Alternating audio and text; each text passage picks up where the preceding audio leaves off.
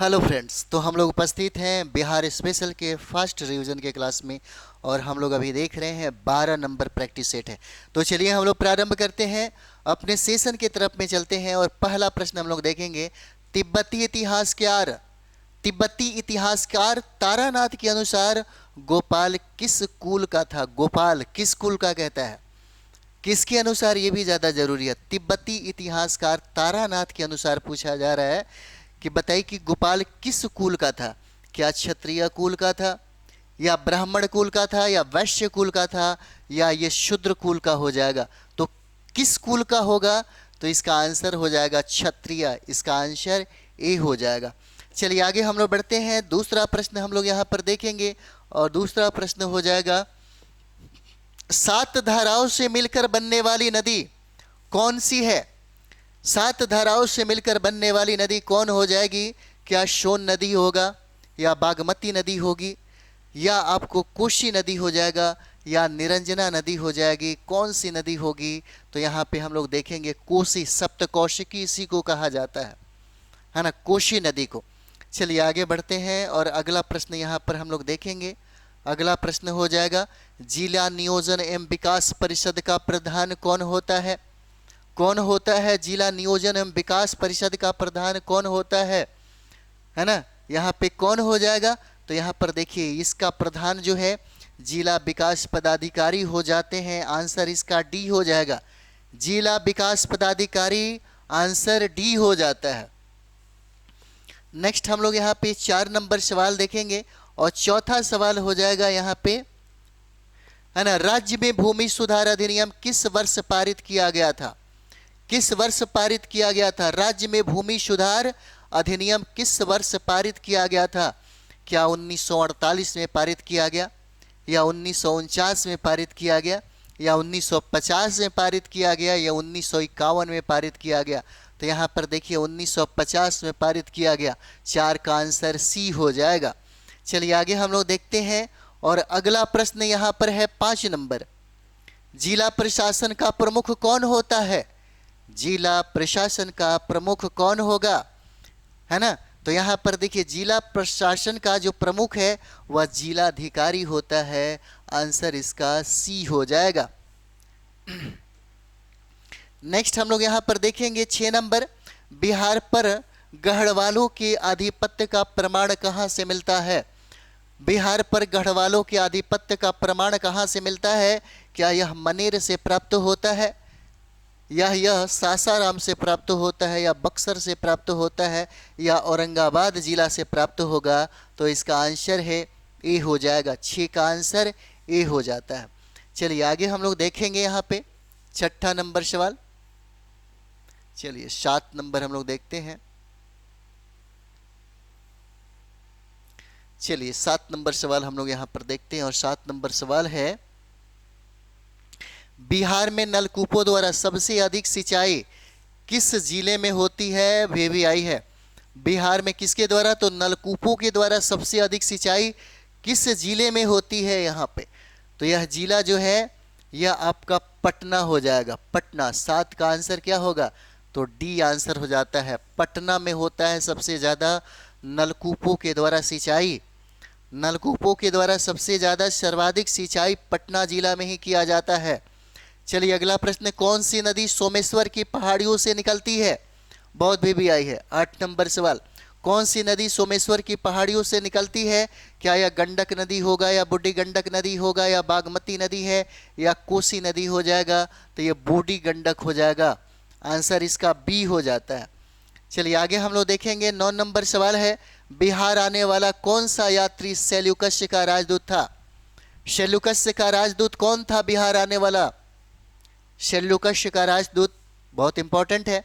क्या हॉकिंस था, या मेगास्थनीज था, या यहाँ पे टॉमस रो हो जाएंगे, या राल्फ फीच हो जाते हैं? तो 9 का आंसर यहाँ पर देखिए, 9 का आंसर बी हो जाएगा, मेगास्थनीज, जिसने इंडिका पुस्तक की रचना की थी, जो प्रश्न पूछा जाता है। चलिए आगे हम लोग देखेंगे 10 नंबर सवाल है, बिहार राज्य की दक्षिणी सीमा से कौन सा राज्य लगा हुआ है ना? दक्षिणी सीमा से पूछता है कि बिहार राज्य की दक्षिणी सीमा से कौन सा राज्य लगा हुआ है? तो ये झारखंड हो जाएगा। आंसर इसका ए है, झारखंड।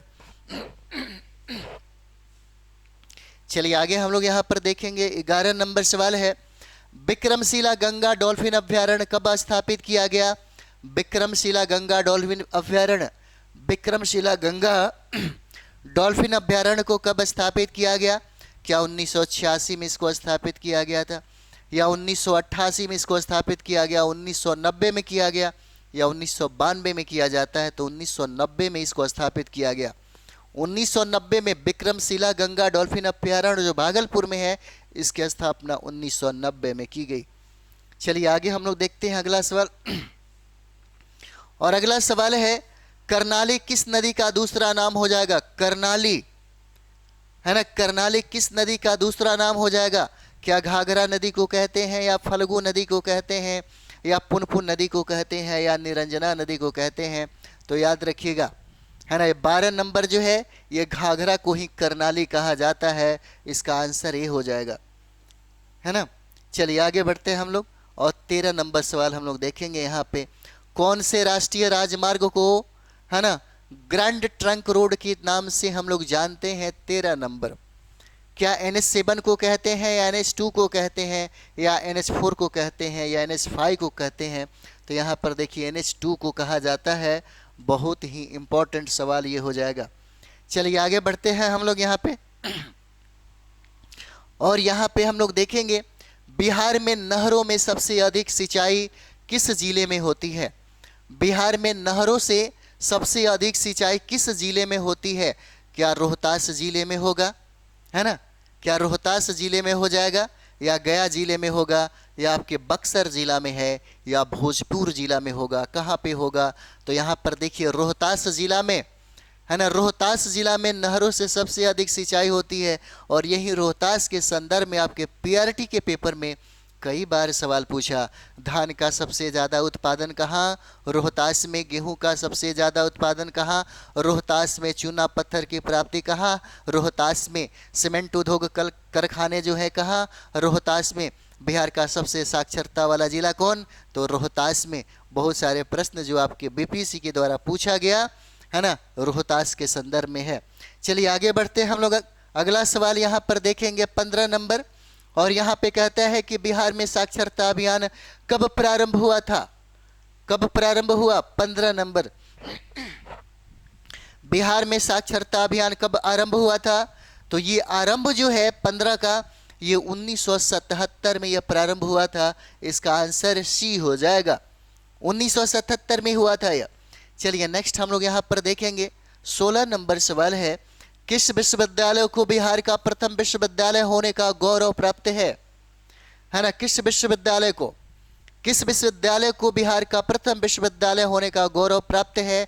कौन सा विश्वविद्यालय हो जाएगा? तो यहाँ पर देखिए पटना विश्वविद्यालय हो जाता है, जिसकी स्थापना कब की गई? 1917 में हुआ था। चलिए आगे हम लोग देखते हैं, 1917 में इसका स्थापना हुआ था।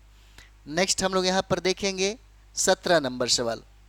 17 यहाँ पे बिहार पंचायती राज अधिनियम 1993 में पंचायती राज की प्रस्तावित संरचना कितनी स्तरीय है ना, कितनी स्तरीय हो जाएगी? तो यह त्रिस्तरीय हो जाएगा। बलवंत राय मेहता समिति का नाम सुने होंगे, उन्हीं के सिफारिश पर इसको किया गया था। चलिए आगे हम लोग बढ़ते हैं, और अगला प्रश्न हम लोग यहाँ पर देखेंगे। 18 नंबर प्रश्न हो जाएगा, चिरांद का नामकरण किस शासक के नाम पर हुआ है? चिरांद का नामकरण, चिरांद का नामकरण किस शासक के नाम पर इसका नाम रखा गया, है ना? 18 नंबर क्या हो जाएगा? तो यहाँ पर देखिए चेर शासक के नाम पे ही इसका नाम चिरांद रखा गया। इसका आंसर ए हो जाता है।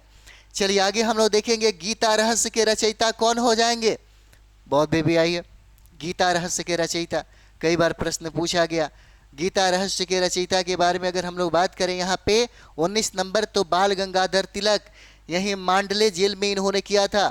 जब अंग्रेजी सरकार ने इनके ऊपर 6 वर्ष की मुकदमा कर दी, देशद्रोह का मुकदमा इन्हीं के ऊपर लगा हुआ था। बार बार जेल जाने वाले व्यक्ति थे, है ना, बार बार जेल जाने वाले यही व्यक्ति थे। हमारे राष्ट्रीय आंदोलन में यही एक पर्सनालिटी है जो सबसे ज़्यादा बार जेल गए हैं, है ना। लघुई नृत्य शैली मुख्यतः किस राज्य से जुड़ी हुई है? कौन सा लघुई, है ना, लघुई नृत्य जो है यह शैली मुख्यतः किस राज्य से जुड़ी हुई है? तो यह राज्य आपका बिहार हो जाएगा, है ना, बिहार है। और ये बहुत ही इंपॉर्टेंट हो जाता है, इसका आंसर बी हो जाएगा, है ना। तो हम लोग मिलते हैं अगले वीडियो में। थैंक यू वेरी मच आप सभी लोगों का।